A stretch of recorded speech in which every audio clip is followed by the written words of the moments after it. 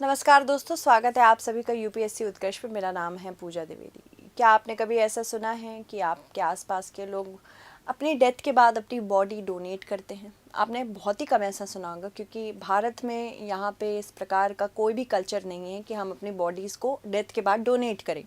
हालांकि विज्ञान के लिए हमको ऐसा करना चाहिए, क्योंकि हमारी बॉडी पे जो शोध होंगे, जिस प्रकार से ये शोध आगे के लोगों के लिए मदद कर सकते हैं, जीवित लोगों के लिए मदद कर सकते हैं, वो बहुत ज़्यादा उल्लेखनीय है। तो किस प्रकार से ये चर्चा में है, इसको देखेंगे, और साथ ही साथ भारत में क्या कहते हैं बॉडी डोनेशंस को लेके, इसके बारे में भी जानेंगे। सीपीआईएम नेता सीताराम येचुरी, इनका निधन 12 सितंबर को हुआ था। इन्होंने अपना शरीर अखिल भारतीय आयुर्वेदिक संस्थान को दान कर दिया था। ऑफ कोर्स ये डेथ से पहले के कुछ प्रोसीजर्स होते हैं, डॉक्यूमेंट्स होते हैं, जिनको साइन करके ऐसा किया जाता है। इसके अलावा यह ऐसा निर्णय है जो भारत में बहुत से लोग नहीं लेते, लेकिन शायद करना चाहिए, क्योंकि 18 वर्ष से अधिक आयु का कोई भी व्यक्ति कानूनी तौर पर अपना शव दानकर्ता बन सकता है। इसके अलावा डॉक्टरों को प्रशिक्षित करने के लिए शवों का उपयोग किया जाता है। शवों का उपयोग नए चिकित्सा उपकरणों को विकसित करने के लिए और विभिन्न रोगों के शारीरिक प्रभाव का अध्ययन करने के लिए भी किया जा सकता है। यानी कि अगर किसी को लिवर से जुड़ी हुई कोई डिजीज़ है, तो लिवर के साथ वो किस प्रकार का काम कर सकती है, किस प्रकार से लिवर को क्षति पहुंचा सकती है। किसी को दिल की डिजीज़ है, तो दिल के लिए भी यहाँ पे हमें ध्यान देना पड़ेगा। लोग ऐसा करते नहीं हैं। इसके अलावा शवदान में व्यक्ति मृत्यु के बाद अपना पूरा शरीर व्यक्तिगत अंगों के बजाय विज्ञान को दान कर सकता है। आमतौर पर शवों का इस्तेमाल डॉक्टरों को मानव शरीर रचना को बेहतर ढंग से समझने में मदद करता है, सर्जरी का अभ्यास करने में मदद करता है।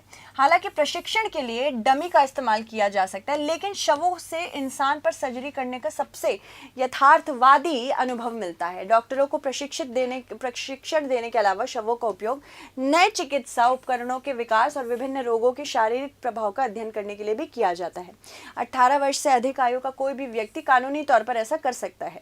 यदि वे मृत्यु के समय पंजीकृत नहीं है, तो भी उसे उनके अभिभावक का निकटतम रिश्तेदार उनका शरीर दान कर सकते हैं।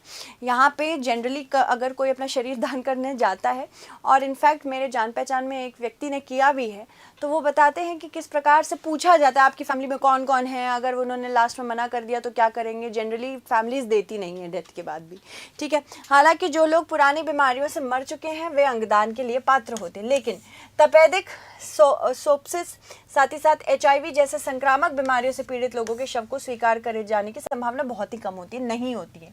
अंगदान करने वाले के शवों के मामले में भी यही स्थिति होती है। अंत में मेडिकल कॉलेज उन लोगों के शवों को स्वीकार करने से भी मना कर सकता है जिनकी मृत्यु अप्राकृतिक कारणों से हुई है और जो मेडिको लीगल केस में फंसे हुए हैं।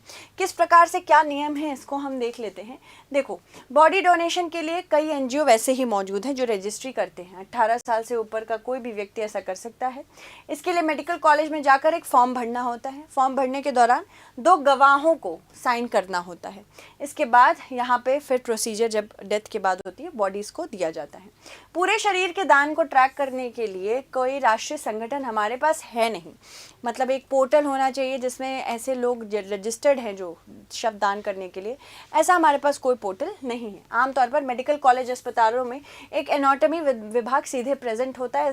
इस प्रकार किसी को उस निर्दिष्ट विभाग में जाना होता है, वहाँ जहाँ वह अपना शरीर दान करना चाहता है और आवश्यक फॉर्म पर हस्ताक्षर करना चाहता है। मृत्यु के बाद दानकर्ता के निकटतम रिश्तेदार को दान की प्रक्रिया के लिए विभाग से संपर्क करना होता है। हालांकि कोई समेकित अनुमान मौजूद नहीं है, लेकिन चिकित्सा संस्थानों ने अक्सर कमी की सूचना दी है। वर्तमान में स्नातक मेडिकल कॉलेजों को हर 10 छात्र के लिए एक शव की आवश्यकता होती है। एम्स दिल्ली, जहां येचुरी ने अपना शरीर दान किया था, इसको पिछले 2 वर्षों में 70 शव मिले थे, जो 132 के बैच के लिए पर्याप्त हैं। लेकिन अन्य जगहों की कहानी बहुत अलग है। सफदरगंज अस्पताल और उसके जुड़े वर्धमान महावीर मेडिकल कॉलेज को पिछले 5 सालों में सिर्फ 24 ही शवदान मिले थे। राम मनोहर लोहिया अस्पताल और उससे जुड़े अटल बिहारी वाजपेयी आयुर्विज्ञान संस्थान को 2019 में अपने MBBS कोर्स की शुरुआत के बाद से 18 शव मिले थे। VMMC में UG बैच का आकार 150 है। आगामी सत्र के लिए 170 छात्रों की अनुमति है। ABVIMS में हर साल 100 MBBS छात्रों को दाखिला मिलता है। उल्लेखनीय बात यहाँ पे ये है कि ये दोनों संस्थान राष्ट्रीय राजधानी में स्थित है और भारत के अन्य विभागों में स्थिति और भी खराब होने की आशंका है। जब आप राजधानी में स्थित हैं तभी आपका हाल है, तो आप बाकी जगह तो सोच ही सकते हैं। इन कमियों को मद्देनज़र मेडिकल कॉलेजों ने अपने राज्य के एनाटॉमी अधिनियम के प्रावधान के अनुसार लावारिस शवों का उपयोग करने के लिए मजबूर होना पड़ता है। हालांकि बारीकियां अलग अलग हो सकती, लेकिन ये सभी अधिनियम विज्ञान के लिए लावारिस शवों के उपयोग को अनुमति देते हैं।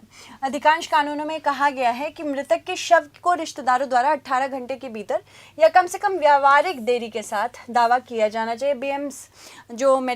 बीएमसी मेडिकल एथिक्स नामक पत्रिका में प्रकाशित 2020 में एक अध्ययन में बताया था, पिछले 25 वर्षों में चिकित्सा संस्थानों की संख्या में वृद्धि हुई है और चिकित्सा की पढ़ाई करने वाले छात्रों की संख्या में भी वृद्धि हो रही है, पर उस प्रकार से हमारे पास अध्ययन के लिए जिस तरह से बॉडी चाहिए वो हमारे पास अवेलेबल नहीं है। हालांकि इसके इर्द गिर्द कई नैतिक मुद्दे भी जुड़े हुए हैं, क्योंकि ज़्यादातर लावारिस शव गरीब, बेसहारा या अन्य हाशिए पर पड़े लोगों के लिए होता है। यह कारण है कि भारत के विपरीत कई देशों में, खास तौर पर जो विकसित देश होते हैं, वहाँ पे शवों को स्वीकार करने के लिए स्पष्ट सहमति की आवश्यकता होती है। कुछ देशों में तो वकीलों की मौजूदगी में वसीयत पर हस्ताक्षर भी कराने पड़ते हैं। भारत में अंगदान के लिए सरकार की क्या क्या पहल है? पहली तो है मानव अंग एवं उत्तक प्रत्यारोपण अधिनियम।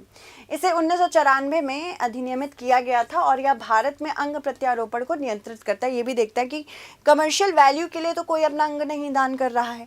यह अधिनियम अंगदान और प्रत्यारोपण गतिविधियों को देखरेख करने के लिए लाया गया है। राष्ट्रीय अंग एवं उत्तक प्रत्यारोपण संगठन, जिसको हम नोटो कहते हैं और राज्य के स्तर पर इसे सोटो कहते हैं, इसकी भी स्थापना हुई है।